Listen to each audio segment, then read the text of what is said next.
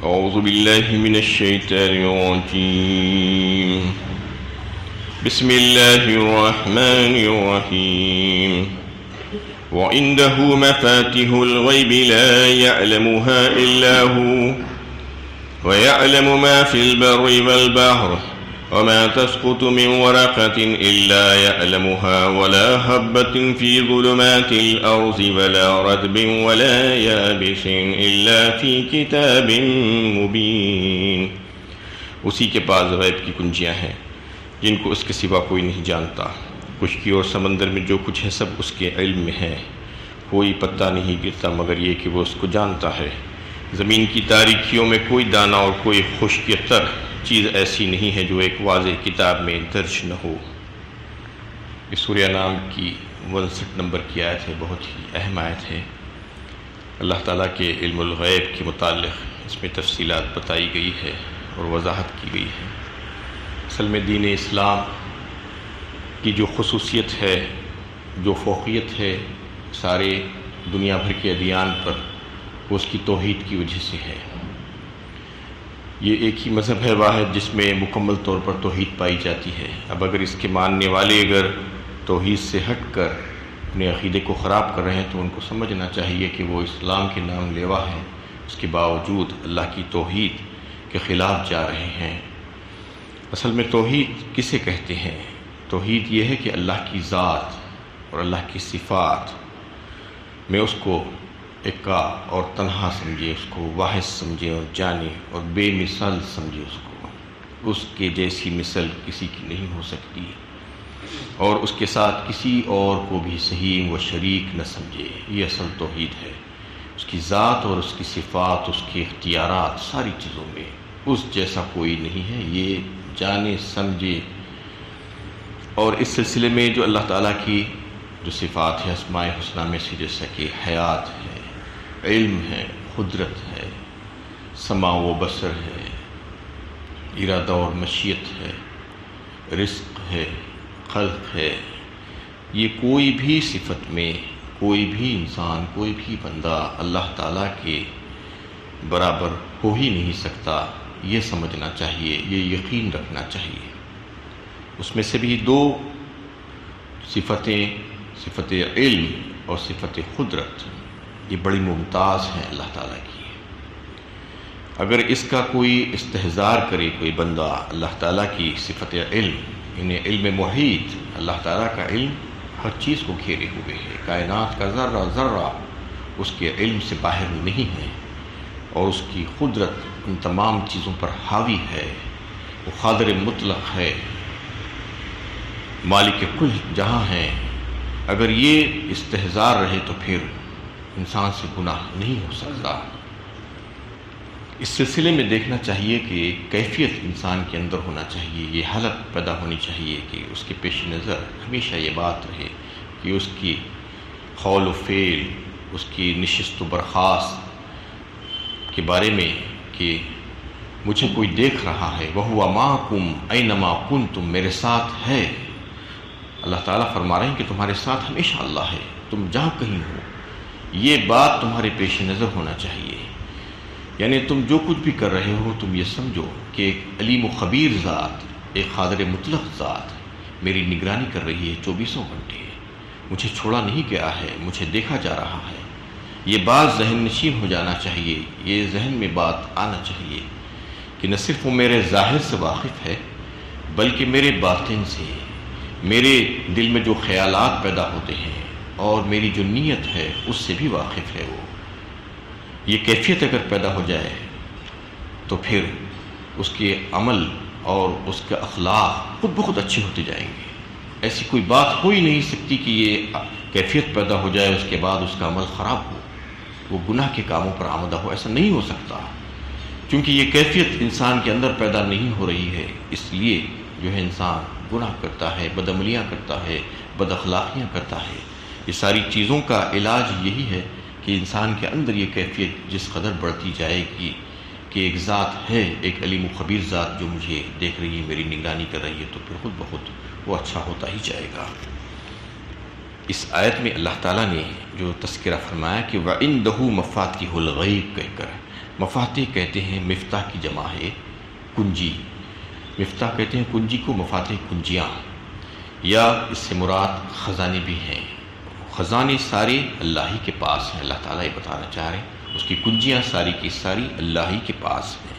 کس کی؟ غیب کی۔ الغیب فرمایا، غیب عام الفاظ میں عام لوگوں کے لیے ہے کہ جو اس کے حواس خمسہ سے دور ہو، جس کو وہ دیکھ کر، سن کر، چھو کر، سونگھ کر یا چھو کر جو ہے نہیں سمجھ سکتا، نہیں جان سکتا، اس کے بارے میں اس کو علم و اطلاع نہیں ہو سکتی۔ یہ 5 سینسز انسان کو جو دیے گئے ہیں، اس کے علاوہ اور کوئی دوسرا سینس انسان کے پاس نہیں ہوتا ہے عام حالات میں۔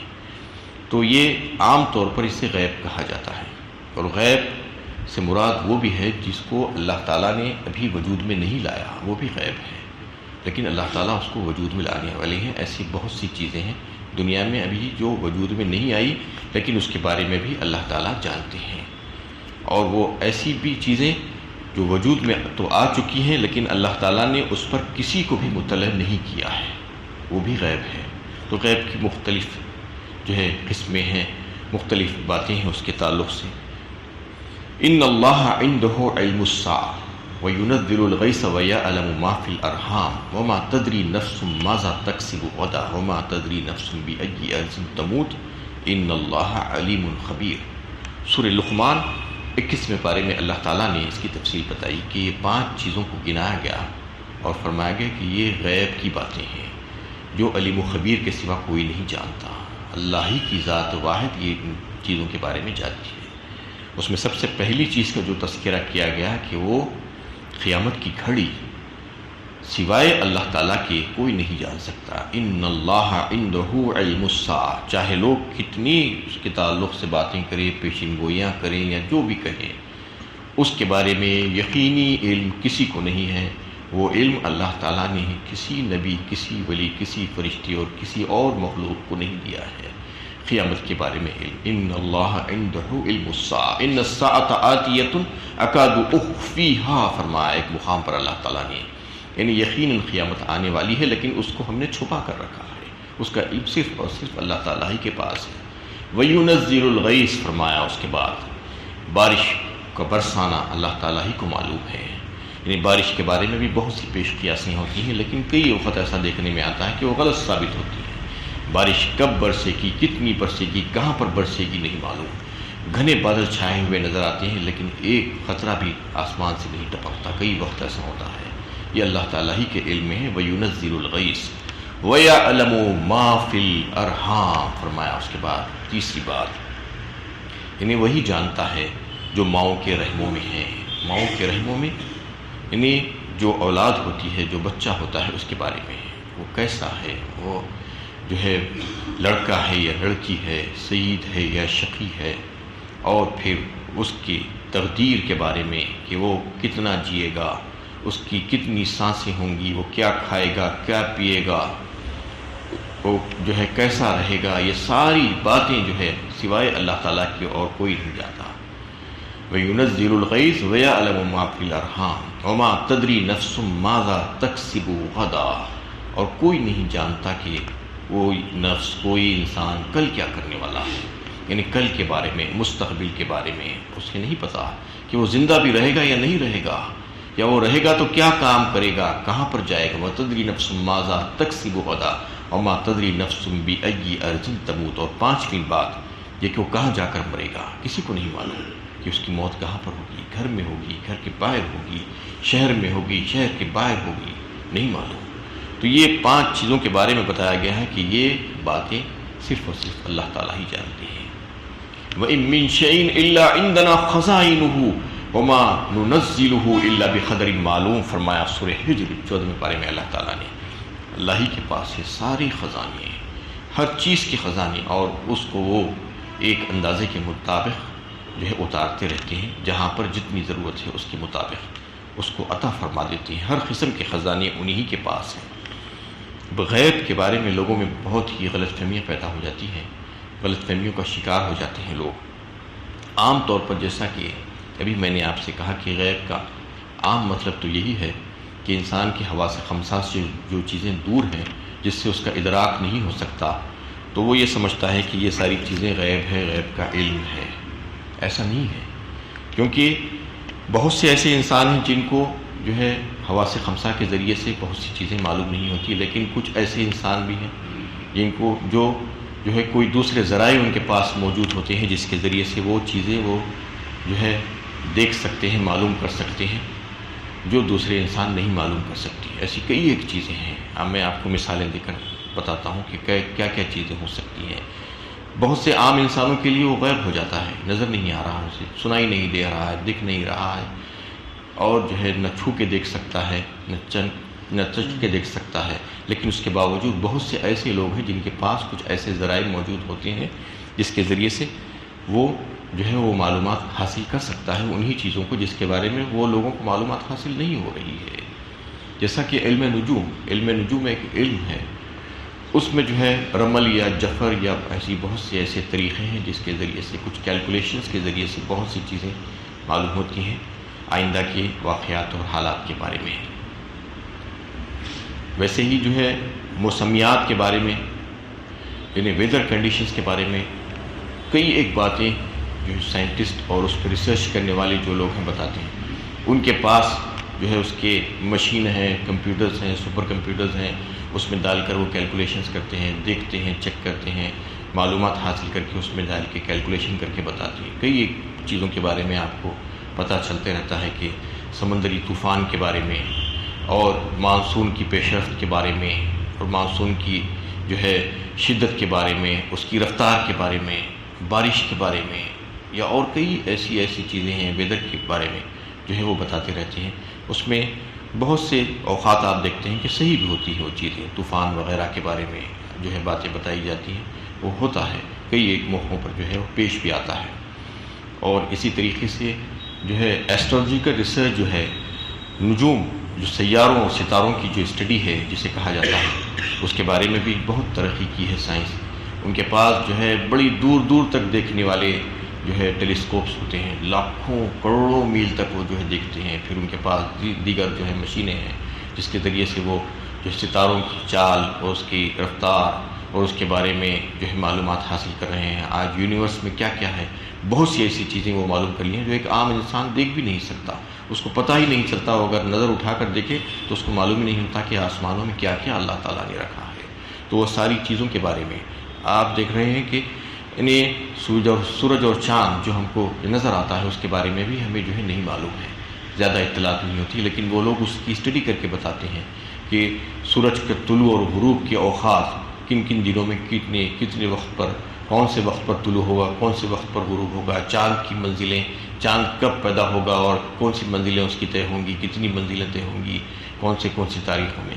اس طریقے سے سورج گہن اور چاند گہن کے بارے میں برابر جو ہے اطلاعات دی جاتی ہیں کہ یہ فلاں دن فلاں وقت پر سورج گہن ہوگا اور چاند گہن ہوگا۔ ایسی بہت سی اطلاعات ہیں جو ایسٹرولوجیکل ریسرچ کے ذریعے سے جو ہے وہ پیش کرتے ہیں۔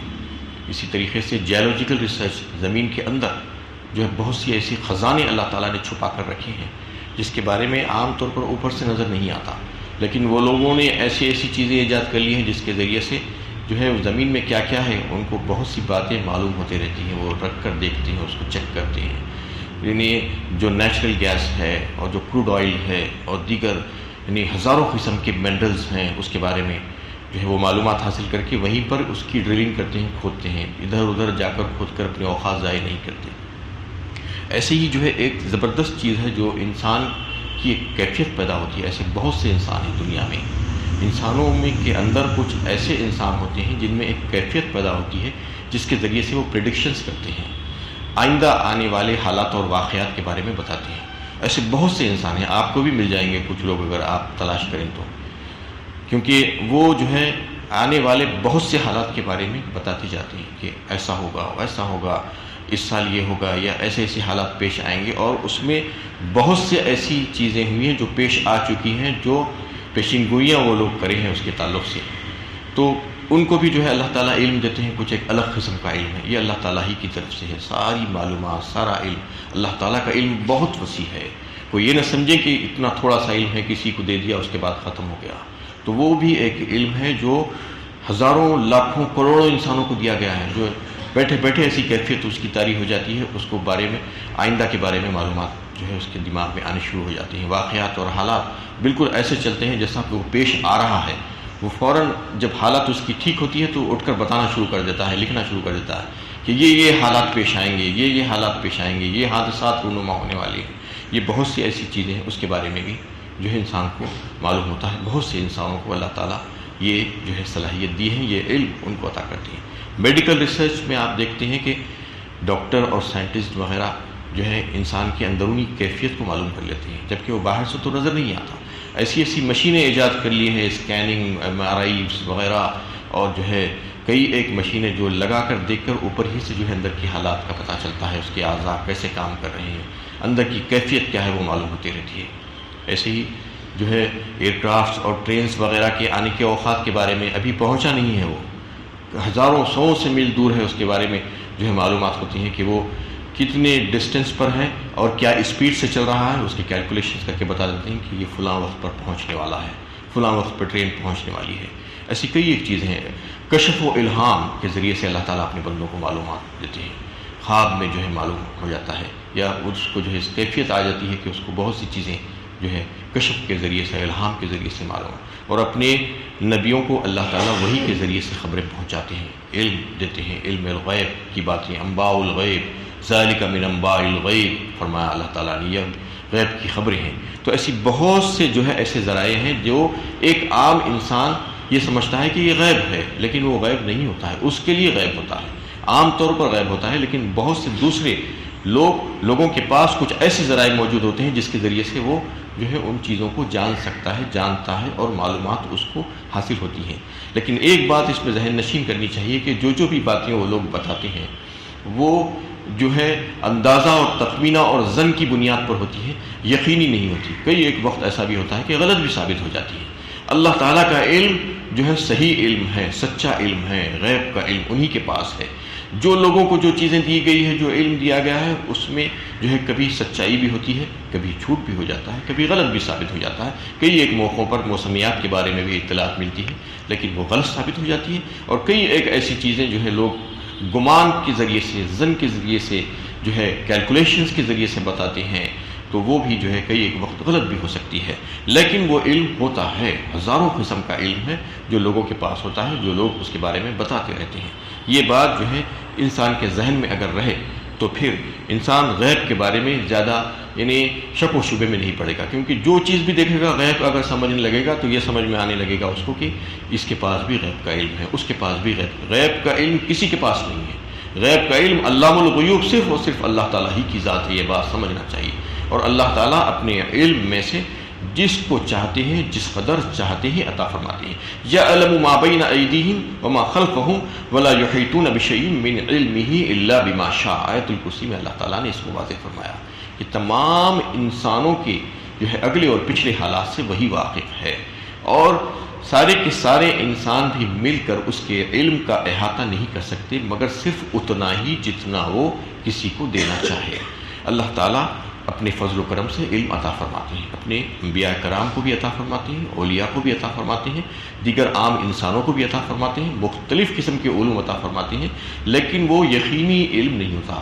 ہاں، جو نبیوں کو جو علم دیا جاتا ہے بذریعہ وہی، وہ یقینی ہوتا ہے، وہ بالکل سچا علم ہوتا ہے، اس میں کسی قسم کا کوئی شک و شبہ نہیں ہوتا۔ اس کے علاوہ دیگر جو بھی علوم بانٹے جاتے ہیں دنیا میں، بہت سے علوم ہیں جس کے ذریعے سے جو ہے بہت سی معلومات اور واقعات کے بارے میں علم ہوتا ہے، لیکن وہ ظنی اور گمانی ہوتا ہے، اس میں کبھی غلطیاں بھی ہوتی ہیں اور کبھی جو ہے سچائی بھی ہوتی ہے اور صحیح بات بھی سامنے آتی ہے۔ تو اس میں جو ہے یہ بات سمجھ لینا چاہیے کہ اللہ تعالیٰ ہی علام الغیوب ہے، اور اس آیت میں بھی اللہ تعالیٰ نے اس کا تذکرہ فرمایا کہ وَعِندَهُ مَفَاتِحُ الْغَيْبِ لَا يَعْلَمُهَا إِلَّا هُوَ، کوئی نہیں جانتا سوائے اس کے ساری دنیا کے جو غیب ہے، جو کائنات کے جو غیب ہے۔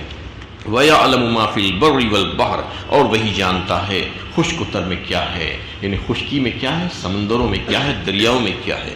وَمَا تَسْقُطُ مِن وَرَقَةٍ إِلَّا يَعْلَمُهَا وَلَا حَبَّةٍ فِي ظُلُمَاتِ الْأَرْضِ، اور جو ہے ایک پتا بھی نہیں گرتا کوئی درخت سے مگر اس کے بارے میں اس کو اطلاع ہوتی ہے۔ اتنا یعنی باریک باریک علم بھی اللہ تعالیٰ ہی کے پاس ہے، اور وہ جانتا ہے کہ ایک دانہ جو زمین کی گہرائیوں میں اندھیریوں میں جاتا ہے اس کے بارے میں بھی وہ واقف ہے کہ کون سا دانہ کتنے دانے زمین میں گئے ہیں، ولا رطب ولا یابس، خشک و تر سب کچھ جانتا ہے، ہر چیز کے بارے میں سوائے اللہ تعالیٰ کی ذات کے کسی اور کو علم نہیں ہے۔ جتنا بھی علم دوسروں کو آپ کے جو ہے نظر آتا ہے وہ سب کا سب اللہ تعالیٰ کا عطائی علم ہوتا ہے، اللہ تعالیٰ جس کو چاہتے ہیں جس قدر چاہتے ہیں عطا فرماتے ہیں، لیکن اصل حقیقی علم اللہ ہی کے پاس ہے۔